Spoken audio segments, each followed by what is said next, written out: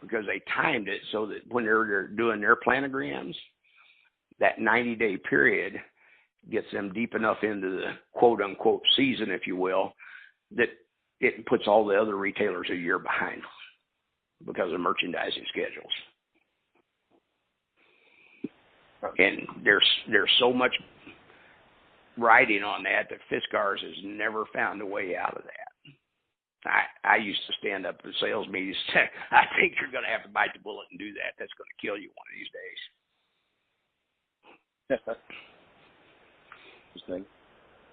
But that particular retailer was very smart the way they did that, because they kind of knew the merchandising cycles in those segments, for everybody.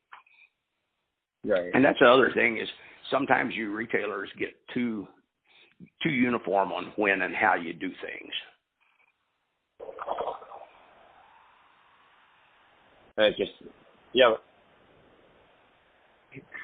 it some of that just driven from the suppliers too, though? I mean, well, it is, but you can drive the supplier to change to meet your schedule.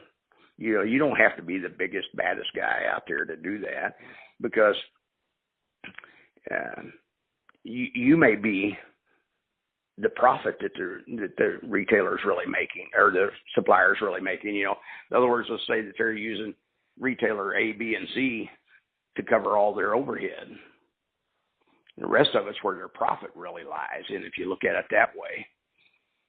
And so some of those people downstream have more leverage than they may think they have.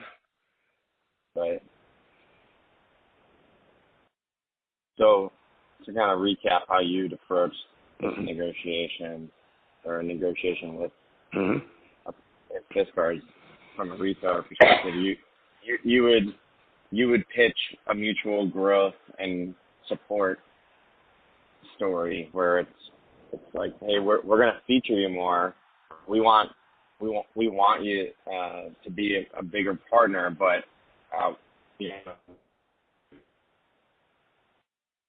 and I would say we're going to line these items up by product type rather than product brand, and we're going to find out which ones we need to keep.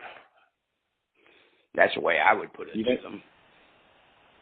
But you think that would resonate with Fiskars, that they say that they're going to do that? It'd be a bit of a hard sell in some ways, but what are they going to do? Well, if you don't think this will work, I've got 85 stores. Let's try it in 20 of them. Right.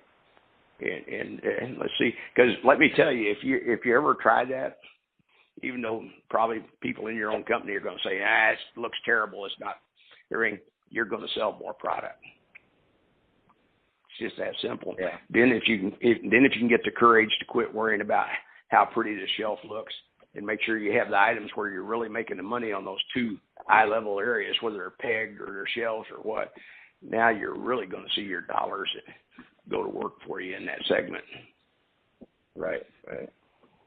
And that's what it really takes, is to get those dollars working. And you can, if you go in Home Depot or Lowe's or even a Kroger, like Fred Meyer, and look at their garden chemicals, you won't see brand blocks anymore.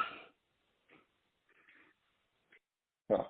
It's not the way to go. The consumer, if you got 4 different diazonons, they need to be sitting on the shelf side by side based on size or whatever, and let the consumer figure out what the price difference is between them, whatever their differences are, because they'll all be the same chemical content when they read the label. Right. Yeah. And, it's very, this is our far superior cutting tool. It's really hard to sell that. It looks just like the one sitting next to it. Yeah. Yeah. That's the weakness that Fiskars has. Right.